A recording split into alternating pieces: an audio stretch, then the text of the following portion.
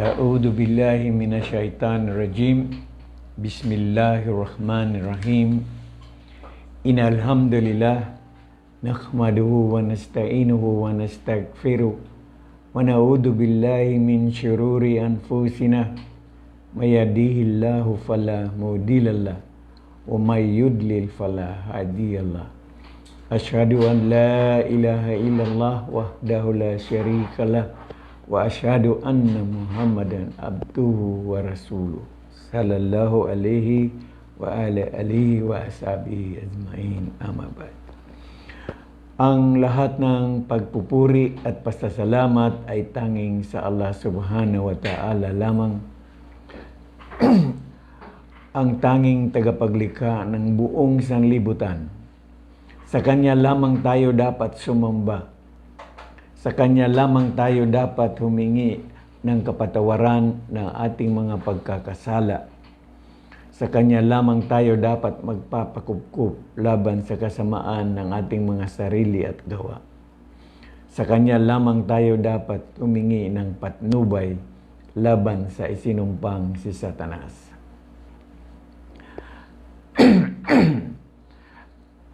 Sino man ang may gabay mula sa Allah, walang makapagliligaw sa Kanya. Ngunit sino ang nasa pagkakaligaw, walang makapaggagabay sa Kanya maliban ang Allah subhanahu wa ta'ala. Ako ay sumasaksi na walang ibang Diyos na dapat sasambahin maliban ang Allah subhanahu wa ta'ala. At ako ay sumasaksi na ang propeta Muhammad sallallahu alaihi wasallam ay ang huling sugo propeta ng Allah. Naway ang kapayapaan ng Allah ay mapasa kanyang propeta na si Muhammad sallallahu alaihi wasallam, sa lahat ng mga propetang nauna pa sa kanya, sa kanyang mga pamilya, sa kanyang mga kasamahan, at sa lahat ng mga jin at tao na tumatahak at tatahak sa tamang landas hanggang sa huling araw ng paghukom.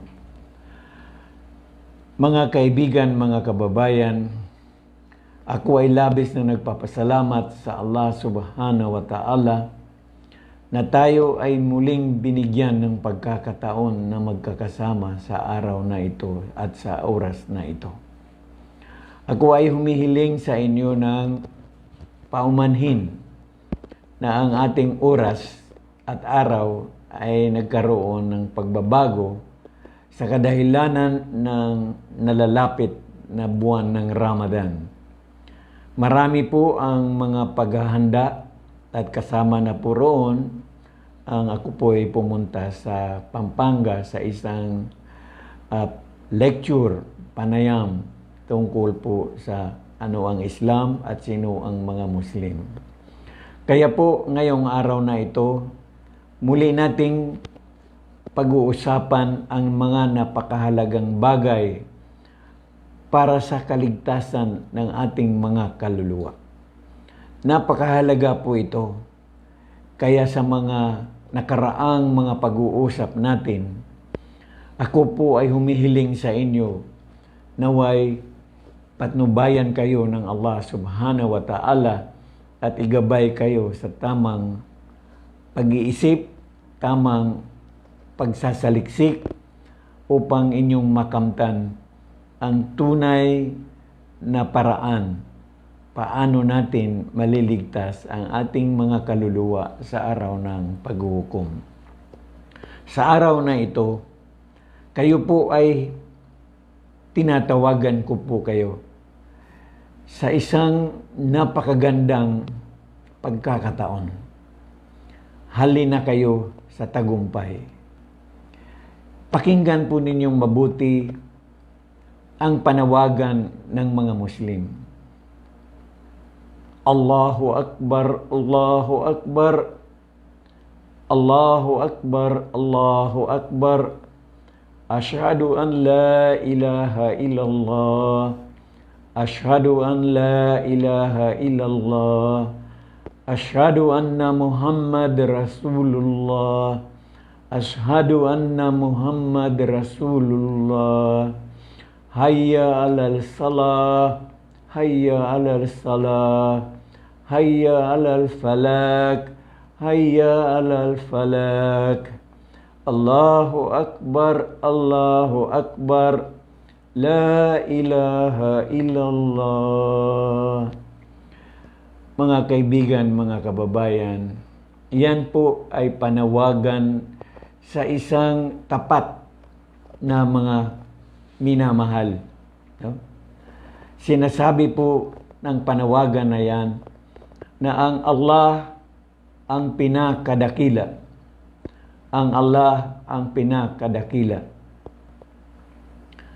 Ako ay sumusumpa na walang ibang Diyos na dapat sasambahin maliban ang Allah.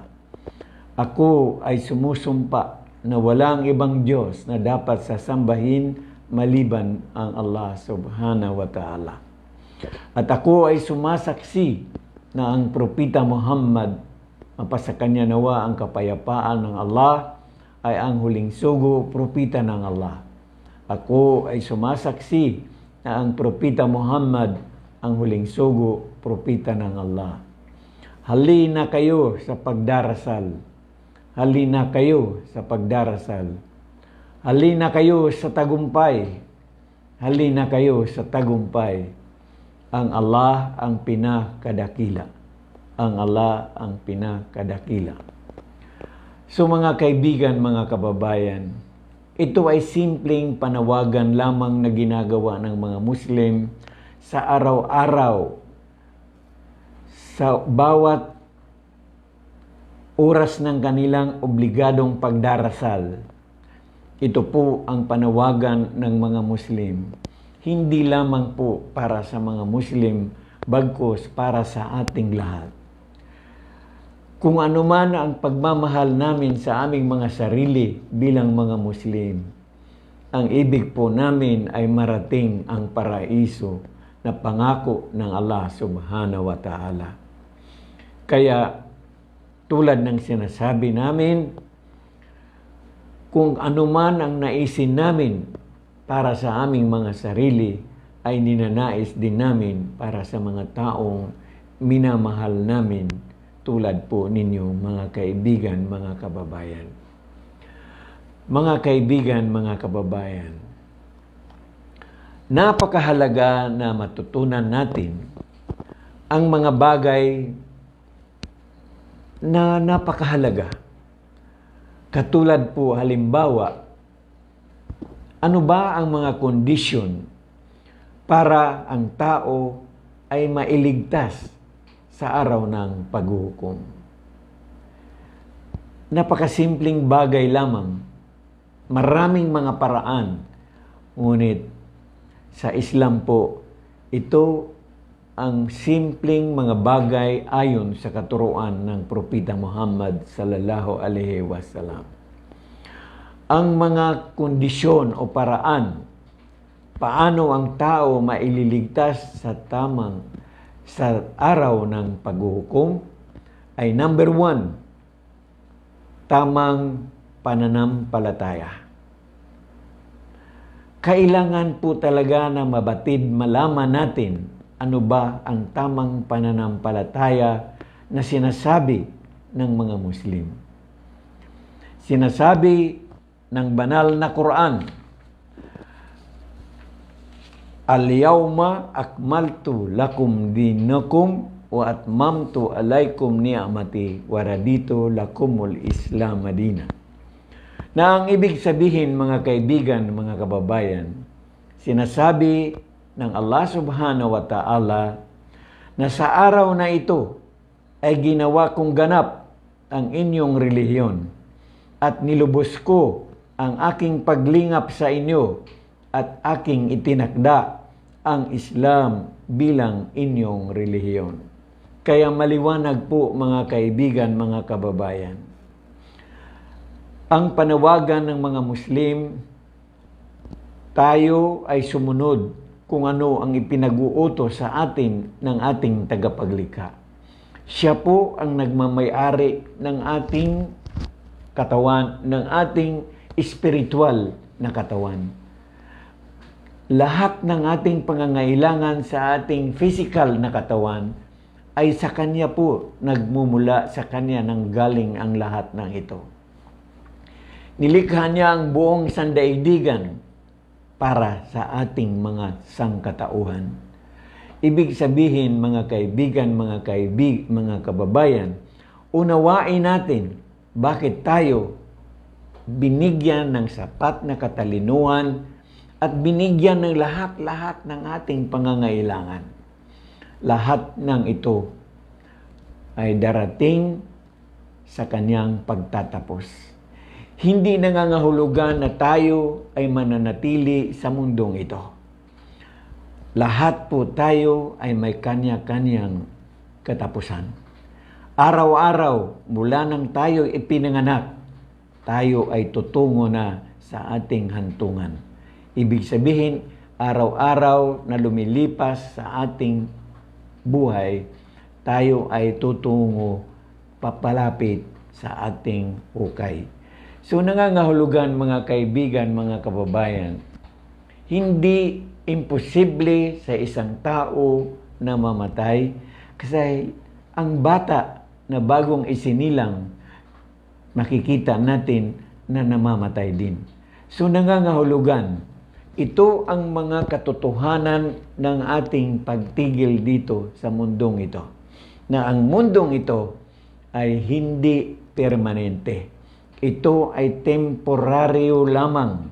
So nangangahulugan na tayo ay sinusubukan upang maipasa natin ang buhay na kailanganin doon sa permanenteng buhay na siya yung tinatawag natin buhay na walang hanggan.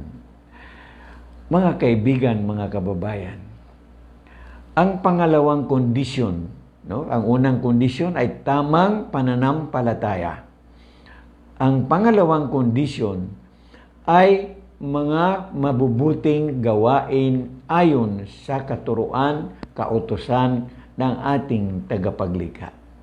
Lahat ng mabuting gawa, ito po ang kailangan natin sa ating paglalakbay tungo sa kabilang buhay.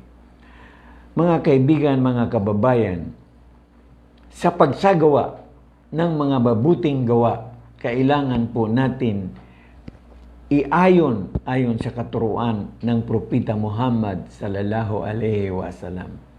Bibigyan ko po kayo ng isang napakagandang halimbawa. Mabuting gawa. No? Kasi sa atin ngayon, kapag gumagawa ka ng kabutihan, akala mo ito ay tama na. No?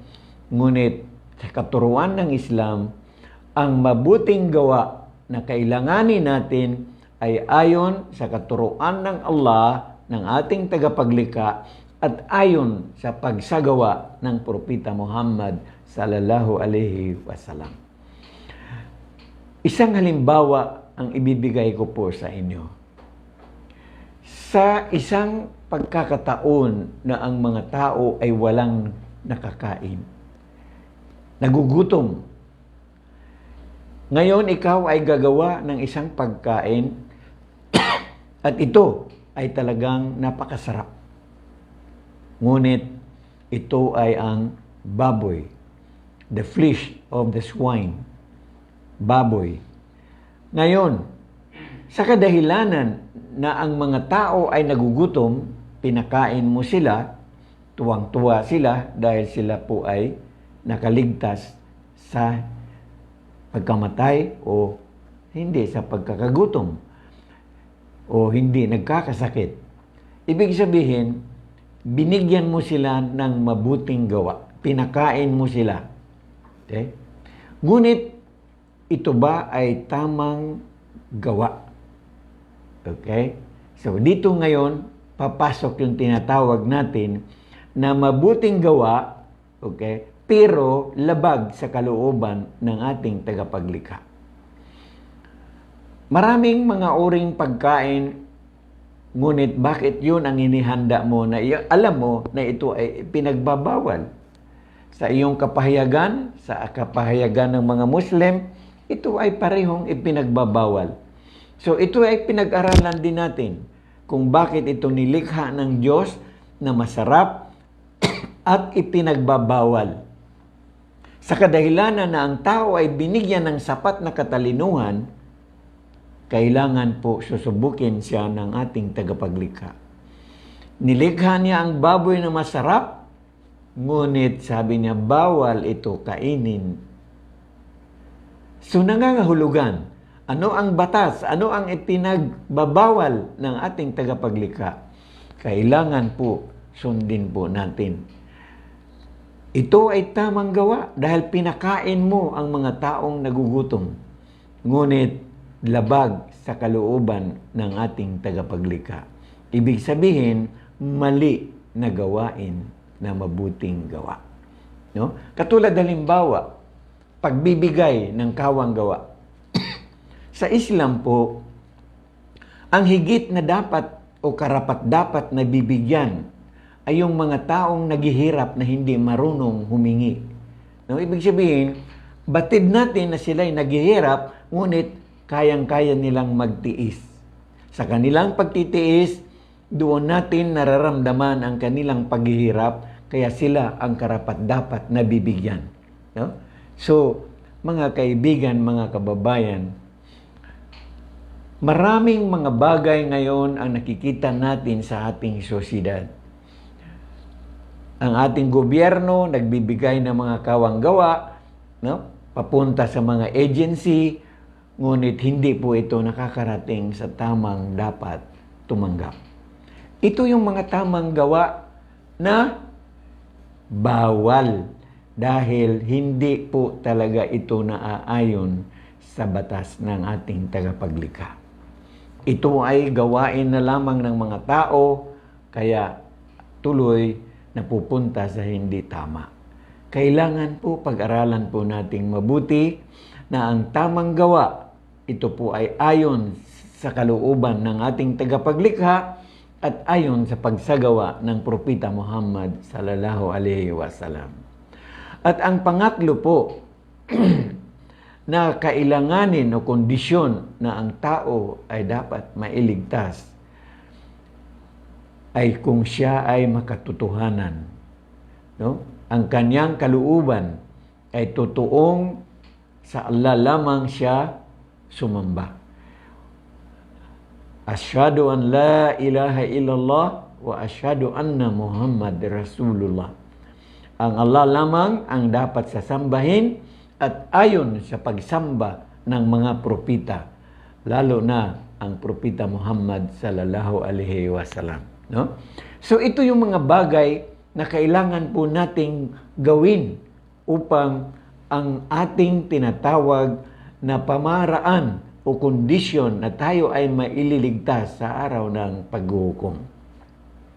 At ang panglima na kailangan po natin o pang-apat na kailanganin po natin na kondisyon upang ang tao ay maililigtas sa araw ng paghuhukom ay ang tinatawag po na sabr, patience. Okay? So, ibig sabihin po, tulad ng kasabihan, ang pinakamalakas na tao ay hindi yung natutumban niya ang kanyang kalaban sa pamamagitan ng kanyang suntok, kung hindi ang pinakamalakas na tao ay yung nakokontrol niya ang kanyang galit sa kanyang sarili. No? Nakita po ninyo ang bagay na ito. Alam ko po napakahirap gawin, no? Patience, pagpapasensya, no? Sa ngayon, sa ating kapaligiran, konting salita, konting hindi pagkakaunawaan, nagkakaroon na kaagad ng pag-aaway, nagkakaroon na po kaagad ng sakitan, at kuminsan humahantong po sa hindi magandang mga pangyayari. No? Kaya, mga kaibigan, mga kababayan, kapag atin po talagang pag-aralan, paano ba natin marating ang ating kabilang buhay? No? Bakit ba natin talagang sinisikap na paghandaan itong kabilang buhay? No? Uulitin ko po mga kaibigan, mga kababayan, ang kabilang buhay kung bakit ito kailangan paghandaan dahil dalawa po ang ating patutunguhan. Kapag mali ang iyong paghahanda, impyerno ang pupuntahan mo. Salamat sa Allah kapag ikaw ay ginabayan niya at sumunod ka sa Kanya, sumunod ka sa mga propita, ikaw ay bibigyan ng paraiso sa kabilang buhay bilang ito iyong reward. No? So, ibig sabihin, kailangan po nating sikapin na makamtan po natin ang tamang gabay.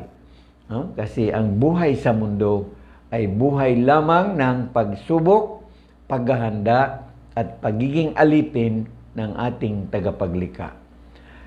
Simpleng mga bagay na kailangan po nating isagawa ito. Ang banta o warning ng ating tagapaglikha. Sinuman ang maghangad ng ibang relihiyon maliban sa relihiyon ng pagsunod, pagsuko at pagtalima sa kautusan ng tagapaglikha, ito ay hindi tatanggapin sa Kanya at sa araw ng paghuhukom, siya ay kasama sa mga taong talunan. So, ibig sabihin mga kaibigan, mga kababayan, sa kadahilanan na sinabi ng Allah, ang kanyang relihiyon ay ang pagsunod, pagsuko at pagtalima, kailangan po natin itong gawin. No? Ngayon, madalas sinasabi ng mga kaibigan, mga kababayan, paano po namin matutunghayan ang tinatawag po na Islam? Tulad ng lagi ko pong sinasabi sa inyo po, mga kaibigan, mga kababayan, kung hahanapin ninyo ang katagang Arabic na Islam sa inyong mga kapahayagan, hindi po ninyo ito makikita. Ngunit basahin po ninyo ang inyong kapahayagan at unawain po ninyo lahat ng sinasabi ng mga propita at minsahero ay ang pagsunod, pagsuko at pagtalima sa mga kautusan ng dakilang tagapaglikha. Nangangahulugan po, Islam. So, mga kaibigan, mga kababayan, anong mang relihiyon mayroon ka, kailangan mo lamang gawin ang mga kautusan ng mga propita. Lalo na ang propita Jesus, maliwanag na sinabi niya, I am the way, the life, and the truth.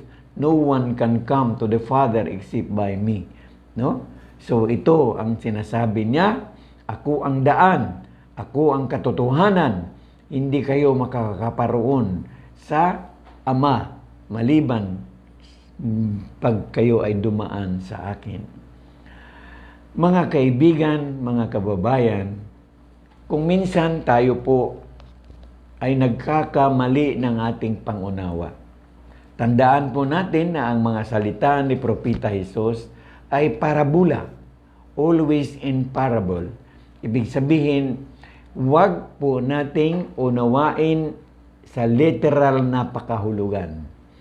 I am the way. Hindi po yun ibig sabihin na ang daan, na siya ang inyong lalakaran, siya ang inyong dadaanan. Kung hindi, ang ibig niyang sabihin, lahat ng kanyang mga turo at gabay, ito po ang daan. At kapag sinunod niyo ito, doon po ninyo matatagpuan ang liwanag at ang katotohanan. Okay? So, ibig sabihin, dumaan kayo sa Kanya sa pamamagitan ng Kanyang mga turo at gabay. So, doon ninyo matatagpuan ang tinatawag niyang Ama. At Ama po nating lahat, hindi lamang Kanya. So ito ang kailangan nating unawain, mga kaibigan, mga kababayan. Napakahalaga po Kaya itong panawagan ko na halina kayo sa tagumpay. Kapag natagpuan po ninyo ang Islam, natunghayan po ninyo ang katuruan, talaga pong makikita po ninyo ang kapanatagan ng inyong mga sarili dahil hawak po ninyo ang susi ng inyong paraiso. Okay? Ito ang sinasabi natin na kapag ating naunawaan ano ba ang Islam, sino ang mga Muslim, para na tayo nakakuha ng isang susi na ito ay dala-dala natin upang mabubuksan po natin ang pintuan ng paraiso. Okay? So, nangangahulugan na kailangan talaga maunawaan nating mabuti kung ano ba talaga ang mga katuruan sa Islam. Okay? So, ito ang batas ng ating tagapaglikha na ayon sa pagsagawa ng Propeta Muhammad sallallahu alaihi wasallam na dapat nating gampanan, no? Tulad halimbawa, ang Islam ay mayroong 5 haligi. Ang unang haligi ng Islam ay ang tinatawag na panunumpa. Walang maraming ritual kapag iyong tatanggapin ang Islam. Manunumpa ka lamang na walang ibang Diyos na dapat sasambahin maliban ang Allah. At ikaw ay sumaksi na ang Propeta Muhammad sallallahu alaihi wasallam ang huling sugo, propeta ng Allah, at ikaw ay sumaksi na ang Propeta Jesus na anak ni Birheng Maria ay propeta at mensahero ng Allah. Nangangahulugan, mga kaibigan, mga kababayan, na sa unang haligi pa lamang ng Islam, dito ay hawak mo na ang unang ipin ng iyong susi, no? Panunumpa. Ang pangalawang ipin, ito yung tinatawag natin na obligadong pagdarasal sa 5 beses sa maghapon, no? Ang katotohanan, mga kaibigan, mga kababayan, ang dasal ay napakahalaga nito sa buhay ng isang tao. Ito ang paraan kung paano mo nakakausap ang iyong tagapaglikha. Paano mo nasasabi sa kanya. Sa Islam po, ang obligadong dasal ng mga Muslim ay nagmula mismo ito sa ating tagapaglikha. Lahat na nakasulat sa banal na Quran, ito po ang binabanggit ng mga Muslim sa kanilang mga pagdarasal. Okay? So, nangangahulugan na ang iyong sariling paghihingi ng mga patnubay, awa at habag mula sa Allah, ito ay mga supplication na dapat mong hilingin sa iyong tagapaglikha. Ang obligadong dasal ay ito nagmumula mismo sa ating tagapaglikha at ayon sa pamamaraan ng Propeta Muhammad sallallahu alaihi wasallam. Ang pangatlong ipin, ito po ay makikita natin ay buwan na ngayon ng Ramadan. Ito po, April 3 ngayon. Ito po ang unang buwan, ang unang araw ng buwan ng Ramadan na ang lahat ng mga Muslim ay nag-aayuno. So dito sa pag-aayuno ng mga Muslim, makikita po ninyo, mga kaibigan, mga kababayan, kung ang Propeta Jesus at ang Propeta Moses ay nag-ayuno ng 40 days and 40 nights, ito po ay hindi kinakaya ng tao.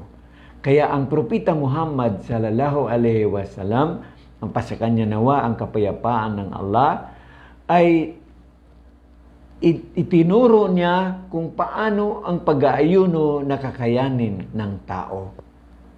Kaya sa katuruan ng Propeta Muhammad sallallahu alaihi wasallam, sinabi niya, bago kayo magsimula ng pag-aayuno, kayo ay kumain ng maagang almusal. Okay? So nangangahulugan na ang mga Muslim bago dumating ang eksaktong oras ng pag-aayuno, kung saan ito po yun ay nakabase sa adan ng Fajr, ang unang dasal ng mga Muslim. Ibig sabihin, kapag narinig na ng mga Muslim ang adan, Allahu Akbar, automatic po kaagad yun na nagsimula ang pag-aayuno. Ngayong araw na ito ay sumigaw ang adhan ay 4:38 ng madaling araw. So, ibig sabihin, 4 o'clock hanggang 4:15 ng madaling araw, ang mga Muslim ay kumakain, umiinom, upang ipaghanda ang kanilang sarili sa 12 to 13 hours na pagtitimpi na huwag uminom, huwag kumain, at huwag mag-isip ng kung anong kasamaan. Bawat kabutihan lamang ang dapat isagawa sa buong maghapon na yon, no?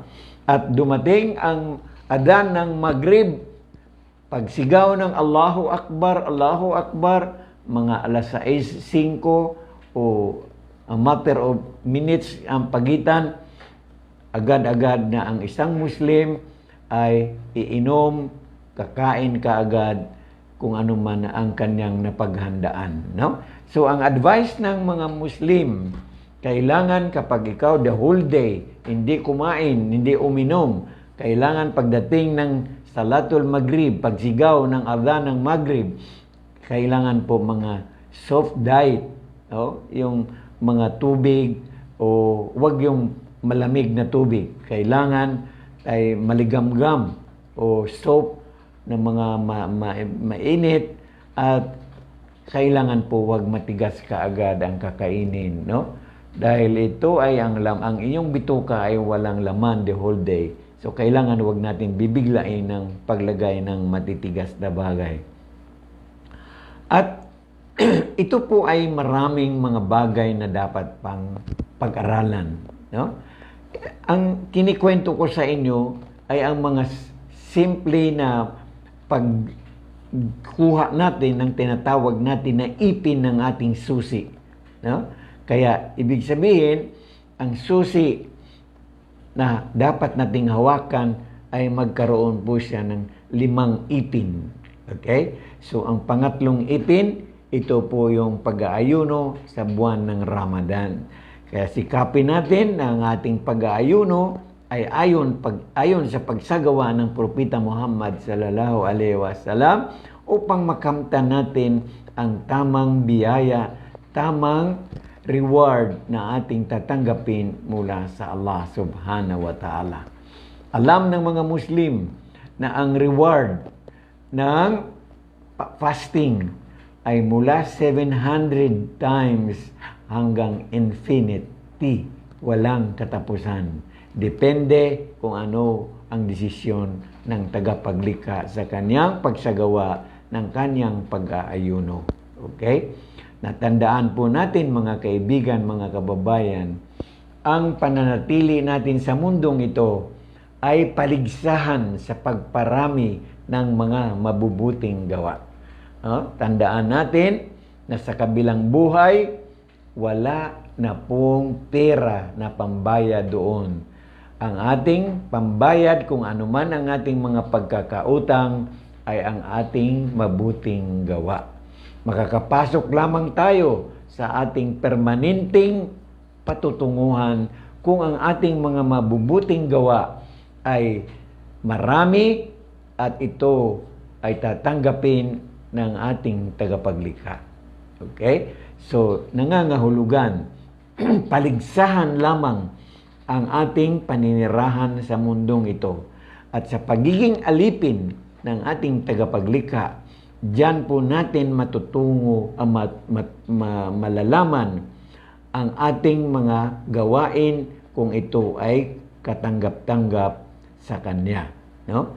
Ang tandaan lamang natin na kung ang mga gawain natin ay naaayon sa mga propita ng ating tagapaglikha, may puruhan na ito ay katanggap-tanggap sa Allah. Ang pang-apat na ipin na kailangan po natin ay ang tinatawag na pagbibigay ng zakat o obligatory charity kapag ikaw ay mayroon, no? Kasi sa Islam, mayroon po itong batayan, no? Ito po yung tinatawag na 85 grams of gold sa panahon ng Propeta Muhammad sallallahu alaihi wasallam.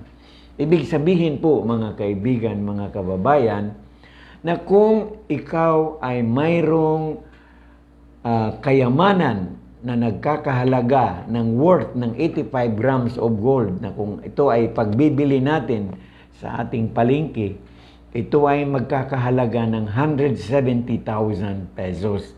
So nangangahulugan, kung ang iyong naipon sa loob ng isang taon ay nagkakahalaga ng 170,000, ikaw ay obligadong magbigay ng 2.5%. Okay? So ito ay nagmula sa iyong naipon sa loob ng isang taon na hindi ito naggalaw. Ngayon, kung halimbawa mayroon kang less than 170,000, ibig sabihin, exempted ka, ngunit kung ikaw ay magbibigay, ito po yung tinatawag natin na sadaka. No? Ang zakat ay para sa mga Muslim, ang sadaka ay para sa lahat. Okay? So, nangangahulugan mga kaibigan, mga kababayan, kapag ating pag-aralan ang 5 ipin na susi na hawak natin, makakapasok po tayo sa paraiso ng ating tagapaglikha. At ang panglima na ipin, ito po yung tinatawag natin na paglalakbay papuntang Makkah. Okay? Ang Makkah ay nasa Saudi Arabia at ang ating patutunguhan doon ay ang isang lugar kung saan ito ay ginawa mismo ayon sa kasaysayan ni Propeta Abraham at ginawa na rin ng Propeta Muhammad sallallahu alaihi wasallam. Okay? So nangangahulugan mga kaibigan, mga kababayan, kailangan po nating isiping mabuti. Ang pag-hajj, ito po yung tinatawag natin the commemoration o pagsasalarawan o paggunita ng ginawa ng Propeta Abraham at ng Propeta Ismail nang ito ay inialay niya sa kanyang Panginoon, ang pinakamamahal niya sa oras na yaon. At sa oras na yaon, ang pinakamamahal ng Propeta Abraham ay ang kanyang panganay at kaisa-isang anak na si Propeta Ismail. Ito po ay kailangan po nating unawaing mabuti, no? Na ang Propeta Ismail, siya po ang panganay at kaisa-isang anak ni Propeta Abraham. Siya po ang inialay ng Propeta Abraham sa Allah subhanahu wa ta'ala. Kailangan po natin itong unawain ayon sa kasaysayan, mga kaibigan, mga kababayan. Marami po sa inyo ang hanggang sa ngayon ay nananatili sa mali na kaisipan, mali na katotohanan, mali po ang inyong pinanghahawakan ayon sa kasaysayan. Hindi po si Propeta Isaac ang una at panganay na anak. Siya po ay pangalawang anak ng Propeta Abraham sa una niyang asawa na si Sarah. Yan po ang kasaysayan. Nung ipinanganak si Isaac, ibig sabihin po, dalawa na ang anak ni Propeta Abraham.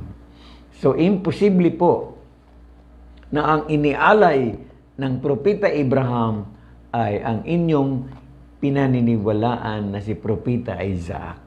Ang mga Muslim talagang may basihan. Nakita po ninyo na ang mga Muslim, once in their lifetime, minsan sa tanang buhay ng isang Muslim, kung siya ay may kakayahan, sisikapin niya talagang makarating sa tinatawag na Makkah, kung saan nandoon ang Kaaba, kung nasaan ang Musdalifah, ang Mina, ang Arafah. Okay? Ito yung mga lugar kung saan dapat puntahan ng isang Muslim ang kanyang ritual na sinasabi na para ito paggunita sa araw ng paghuhukom. Lalo na kapag ikaw ay nandoon sa bundok ng Arafat, doon mo po itataas ang iyong mga kamay na parang ginugunita mo na ang araw ng paghuhukom kung saan ikaw yung mihiling ng awa at habag ng iyong tagapaglikha. So mga kaibigan, mga kababayan, ito po ang aking panawagan. Halina po kayo sa tagumpay.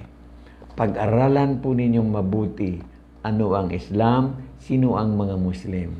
Kasi ito po ang katotohanan. Sinasabi ng ating tagapaglikha kung ano ang kanyang relihiyon. At siya din po ay nagpakilala sa atin. Siya ay nagsabi sa banal na Quran, Innani anallahu la ilaha illa anna fa'budni wa aqimi salati lidikri. Katotohanan, ako ang Allah. Walang ibang Diyos na dapat sasambahin maliban sa akin. So, sambahin niyo ako at magsagawa ng inyong pagdarasal upang pag-alaala sa akin. So, hindi po tayo nag-iisip ng kung ano-ano dahil siya mismo ang nagpakilala sa kanyang sarili. Siya ang Allah. Siya lamang ang dapat nating sasambahin at wala ng iba. Okay? So, talagang kailangan po nating unawain ang ating pananatili sa mundong ito. Hindi po tayo magbabato. Ibig sabihin, hindi po tayo mananatili sa mundong ito dahil ito ang mundo na temporaryo lamang. Hindi po ito ang permanenteng lugar kung saan tayo patutungo. Mga kaibigan, mga kababayan, uulitin ko po, ang buhay sa mundong ito ay buhay lamang ng pagsubok, paghahanda, at pagiging alipin ng ating tagapaglikha. Tingnan po ninyong mabuti, mga kaibigan. Pagsubok, bakit ka sinusubukan? Sa kadahilanan na ikaw ay binigyan ng sapat na katalinuhan, ito yung tinatawag natin na free will. Dito sinusubok ng ating tagapaglikha kung paano mo susundin ang kanyang mga batas. Ang kanyang mga batas na ipinarating sa atin sa pamamagitan ng kanyang mga kapahayagan at mga propeta at mensahero. So nangangahulugan, hindi nagkulang ang ating tagapaglikha kung paano niya tayo minahal mula sa paglikha ng buong sandaigdigan kung saan ito ay para sa asang katauhan. Lahat ng kanyang nilikha ay para sa sangkatauhan, para sa ating lahat. Ngunit siya ay mayroong plano na hindi po natin batin. Nilikha niya tayo sa may physical na katauhan. Kaya tayo ay kanyang dadalhin sa isang espiritual na lugar kung saan tayo ay mananatili. Tandaan natin kung ating makikita sa kapanahunan ni na Adan at Eva. Nung sila inilagay sa paraiso, madalas nating naririnig na sila'y hubot-hubad. Mali po yun. Hindi po sila hubot-hubad. Sila po ay mayroong tinatawag na spiritual garment. Sila ay may kasuutan na pangparaiso. Kaya, nung sila ay sumuway sa batas ng ating tagapaglikha, hinubad ng Allah subhanahu wa ta'ala ang kanilang spiritual garment, ang paraiso nilang kasuutan, at sila ay naghagilap ng mga dahon upang ito ay takip sa kanilang mga pribadong katawan. Ito ay nababasa natin, nakikita natin, ngunit hindi natin nabatid na sina Adan at Iba ay hindi hubot-hubad nung sila inilagay ng Allah subhanahu wa ta'ala sa paraiso. Sila ay mayroong tinatawag na spiritual garment, damit na pang paraiso. Okay? So, gaano kaya kaganda yon kung natin lamang nakikita. So, ito ang mga katotohanan, mga kaibigan, mga kababayan, na dapat nating alamin unti-unti. Kaya nga nakikita ninyo sa aking pagtuturo sa inyo, sa aking pakikipag-usap sa inyo, ito ay hindi buo, kundi piraso-piraso na pag-aaral upang inyo talagang lubos na maunawaan na ang ating buhay sa mundong ito ay buhay lamang ng pagsubok dahil sa ating free will, katalinuhan na pwede tayong sumunod at pwede tayong sumuway. Lahat ay ibinigay sa atin bilang mga tao. Ngunit, ang hindi natin nababatid, mga kaibigan, mga kababayan, na lumikha ang ating tagapaglikha ng mga anghel. Ang pagkakaalam ng karamihan na ang mga anghel ay tagapagbantay lamang. Sa katuruan ng Islam, tayo bilang mga tao ay may tig-dalawang anghel. Kanan na anghel ang nagsusulat ng ating mga mabubuting gawa at ang kaliwang anghel ang nagsusulat ng ating mali na ginagawa. So nangangahulugan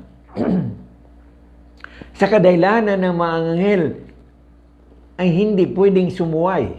Sila ay susunod lamang kung ano ang ipinag-uutos ng Allah subhanahu wa ta'ala. Sila ang gumagawa ng tinatawag na aklat ng gawa ng tao. Ito po mga kaibigan, mga kababayan, ang kailangan nating unawain.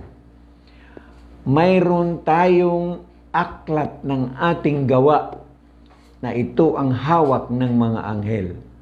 Sa araw ng paghuhukom, ito lamang ang iaabot ng ating tagapaglikha sa atin at sasabihin lamang niya, ito ang aklat ng iyong gawa. Maraming kasamaan, impyerno ka. Maraming kabutihan, paraiso ka. Ganun lamang kasimple ang paghuhukom sa araw ng paghuhukom. Kaya mga kaibigan, mga kababayan, pakinggan po ninyong mabuti ang aming panawagan. Hindi lamang po ako nag-iisa. Marami po kami na nagmamahal sa inyo. Talagang pilit namin na ipinaparating sa inyo ang mga tamang katuruan ng Islam. Ako, sa maliit kong kaalaman, sinisikap ko po na ipinaparating sa inyo upang sa ganon ay makakasama ko rin po kayo sa araw ng paghuhukom doon sa paraiso na ipinangangako sa atin ng ating tagapaglikha. Mga kaibigan, mga kababayan, ang Islam po, kung ating pag-aralan ang kasaysayan, sa panahon pa lamang nila Adan at Iba, nandoon na ito sa paraiso, sila'y bumagsak sa pagsubok ng tagapaglikha. Kaya ito ang pinangahawakan ninyo, ang pagkakasala ni na Adan at Iba. Ito pong pagkakasalang ito, sila po ay pinatawad. Kaya wala pong tinatawag na original sin o manang kasalanan. Wala po yan.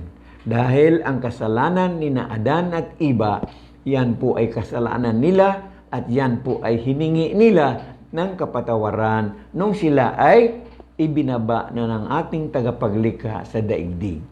Doon na po sila humingi ng awa at habag ng ating tagapaglikha at sa kanilang sinsiro na paghingi ng kapatawaran, sila po ay pinatawad ng ating tagapaglikha. Kaya wala pong tinatawag na manang kasalanan. Okay? Ang kasalanan ni na Adan at Iba, kasalanan nila yon, tayo ngayon ay mananagot sa ating mga gawain ayon sa ating pagsagawa ng ating aklat ng gawa na ito ang ating araw-araw na ginagawa mula nang tayo'y nagkaisip. Alam na natin ang tama at mali. Doon nagsimula ang ating tinatawag na aklat ng ating gawa. Napakaswerte po ninyo mga kaibigan, mga kababayan. Kung kayo man ngayon ay matanda na at naisipan po ninyong tanggapin ang Islam, ibig sabihin, mula sa araw na ito ay inyo pong mababago ang inyong aklat ng inyong gawa. Nangangahulugan na ang nakasulat diyan sa aklat ng inyong gawa mula nang kayo'y nagkaisip at hanggang ngayong araw na ito ay mababago lahat yan kung tatanggapin ninyo ang Islam bilang inyong relihiyon. Okay? So, sasabihin nyo lamang, kahit kayo lang. Okay? Sabihin nyo lamang, itaas nyo ang inyong hintuturo. Ashhadu an la ilaha illallah wa ashhadu anna Muhammad Rasulullah.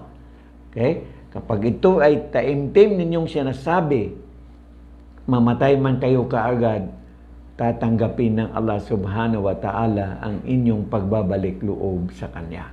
So, ibig sabihin, mga kaibigan, mga kababayan, kung kailangan nyo pa na madadagdagan ang mabuting gawa na inyong dapat gawin, pumunta po kayo sa mga Islamic Center at doon kailangan po ninyo makikipag-usap sa mga tao, lalo na sa mga Muslim na talagang may alam sa Islam upang kayo ay igabay, turuan ng tama tungkol sa ating relihiyon. Kaya po mga kaibigan, mga kababayan, kung ang kasaysayan ng ating pag-uusapan, ang Islam po nandoon na sa simula, sa panahon ni Adan at Iba, at kung walang Islam, ang pagsunod, pagsuko at pagtalima hanggang sa huling araw ng paghuhukom, walang kaligtasan. So, ibig sabihin, Islam po ang ating relihiyon. Ang pagsunod, pagsuko at pagtalima sa ating tagapaglikha. Okay? Yan po ang pagpapaalipin. Ibig sabihin, talaga kapag nasunod po natin itong tatlong bagay na ito, pagsubok, paghahanda, at pagiging alipin, ito po ay paraan kung paano natin makakamtan ang buhay na walang hanggan. Okay? So, mga kaibigan, mga kababayan, sa mulit, ako po ay humihiling sa inyo ng pangunawa na kung minsan, sa kadahilanan na hindi natin nasusunod ang eksaktong araw at oras ng ating pagsasama, sinisikap po namin na mapunuan ito sa ibang araw. Sa kadahilanan po na mayroong mga pagkakataon talaga na kung minsan talagang hindi nasasagawa ang mga bagay na ito. Ngunit hayaan po ninyo sa aking maliit na pag-aambag tungkol sa relihiyong Islam. Sisikapin ko po na kayo ay maigabay sa tamang paghahanda. Dahil ito po ang kailanganin natin sa buhay na walang hanggan. Na ito ang pilit po nating sinusubaybayan, sinusundan. Ngunit sa kadahilanan, sa karamihan ng mga relihiyon ngayon sa mundo, kung sino yung mga matatalino ay hindi nila nakikita ang tamang katuruan. Bagkus kung ano ang kanilang naisip na tama, iyon ang kanilang ginagawa. So, ako po ay nanawagang muli sa inyo na sana pag-aralan po ninyong mabuti ang Islam sino ang mga Muslim, unawain po ninyong mabuti ito. Tignan po ninyo, huwag po ninyong isipin ang Islam ayon sa nakikita ninyong mga Muslim na lihis naman sa Islam ang kanilang ginagawa. Don't judge Islam by the wrongdoings of the people who call themselves Muslim. Okay? Huwag po. Kasi ang Islam, ito yung batas ng ating tagapaglikha na ipinadala sa daigdig sa pamamagitan ng banal na Quran. No? Kaya po, labis-labis na aking ipinangangaral na kailangan po ninyong panghawakan, pag-aralan kung ano ang banal na Quran.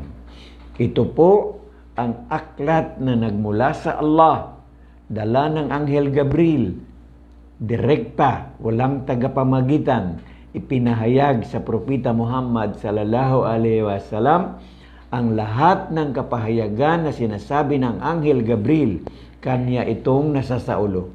At ang lahat ng kapahayagan na nasasaulo ng Propeta Muhammad sallallahu alaihi wasallam, kanya naman itong ibinabahagi sa kanyang mga kasamahan. Ang kanyang mga kasamahan na sila ang marunong sa pagsusulat na isulat ang banal na Quran ayon sa kasaysayan sa mga malalapad na mga dahon ng kahoy, sa balat ng kahoy, sa mga malapad na balat ng hayop na pinatuyo, at sa mga malalapad na bato. Ito po ang katotohanan na sinasabi namin na ang banal na Quran ay purong salita ng ating tagapaglikha at ito ang huling testamento ng ating tagapaglikha sa tao. Ipinahayag sa Propeta Muhammad sallallahu alaihi wasallam, buhay na buhay pa po siya, buo na po ang banal na Quran. Ibig sabihin, mula sa simula hanggang katapusan, ito ay sa ulado ng mga kasamahan ng Propeta Muhammad, mapasa kanyan lawa ang kapayapaan ng ating tagapaglikha. Kaya po ang banal na Quran, hindi po ito buong aklat na inaabot sa Propeta Muhammad, sa kanya nawa ang kapayapaan ng Allah, bagkus ito ay piraso-pirasong kapahayagan dala ng Anghel Gabriel at ito ay sa ulado ng Propeta Muhammad, sa kanya nawa ang kapayapaan ng Allah at kanya namang ibinabahagi sa kanyang mga kasamahan at ang kanyang mga kasamahan libo-libo sa kanila ay sa ulado ang banal na Quran mula sa simula hanggang katapusan. Nung pumanaw na ang Propeta Muhammad sallallahu alaihi wasallam, ang kanyang mga kasamahan sa pamumuno ng unang kalifa na si Abu Bakar radhiyallahu anhu ay nabuo na rin nila ang Quran na ito ay naging aklat ng kapahayagan. So nangangahulugan na ang banal na Quran simula sa kapanahunan ng unang kalifa hanggang sa ngayon ay hindi po ito nabago ng panahon. Wala sino man ang makapagbabago nito dahil sinabi ng Allah subhanahu wa ta'ala, amin itong ipinadala at amin itong proteksyonan. So ang pamamaraan ng Allah subhanahu wa ta'ala na ito ay proteksyonan, ito ay sa ulado ng mga milyon ng mga Muslim sa buong sandaigdigan ngayon. So ibig sabihin, lahat ng aklat pwede nating sunugin o sirain, ngunit ang banal na Quran ay pwede nating maibalik sa kanyang orihinal na kaanyuan dahil ultimong napakaliit na tuldok sa ulado ito ng mga taong sinasabi nating mga hafiz ng Quran. Okay? So mga kaibigan, mga kababayan, hindi po ako isang ustad, alim o ulama, pero sinisikap ko po talaga na maibahagi sa inyo ang mga katuruan ng Islam upang sa ganun na ang aking pagmamahal sa aking sarili ay ibinabahagi ko rin ang tinasabi kong mahal na mahal ko po kayo. Ibig ko pong makakasama kayo sa kabilang buhay at doon natin tatamasain ang paraiso na ito ang ipinagkaloob sa atin ng ating tagapaglikha sa araw ng paghukom.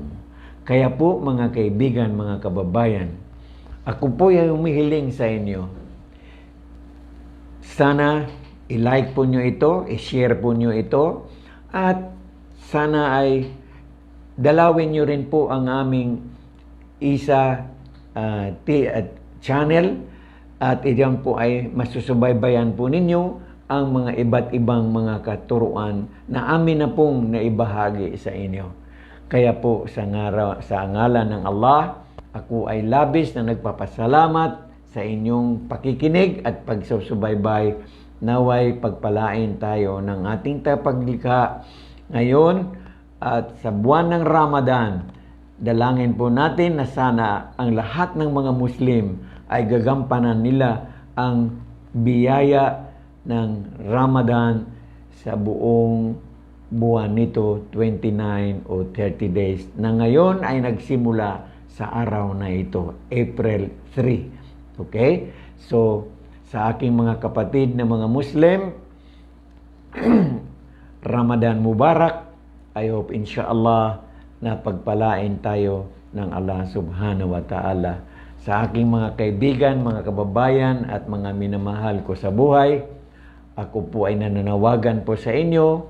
Sana po pag-aralan ninyo at panghawakan ang tunay na katuruan, ang Islam.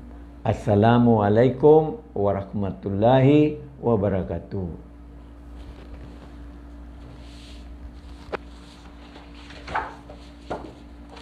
Ano pa?